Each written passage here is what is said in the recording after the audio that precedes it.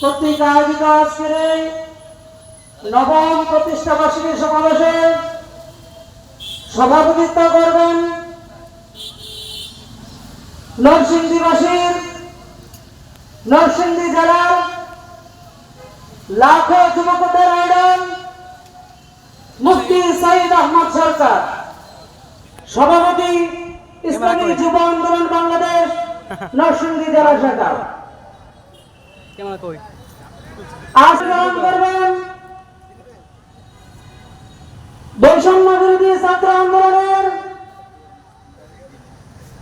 মহানায়ক মুফতি সৈয়দ মোহাম্মদ ফয়জুল করিম সাহেবের চরমনায়।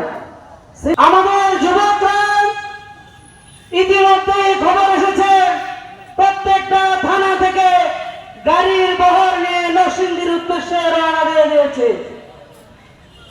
আমরা ইনশাআল্লাহ কিছুক্ষণের মধ্যে নরসিংদীর ঐতিহাসিক পৌর ঈদগাহ মিছিলে মিছিলে প্রকম্পিত হবে ইনশাআল্লাহ।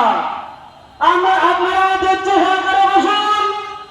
আজকে নরসিংদীর মাটি ইসলামী যুব আন্দোলনের ঘাঁটি হিসেবে প্রমাণিত হবে ইনশাআল্লাহ।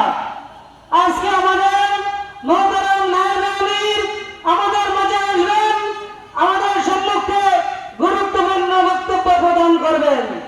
আমরা ওনার নির্দেশে আগামীতে ইসলামী আন্দোলনের ইসলামী যুব আন্দোলনের ঘাঁটি হিসেবে নরসিংদীর মাটিকে কিভাবে আলোকিত করবে বিষয়ে দিক নির্দেশনা দেবেন।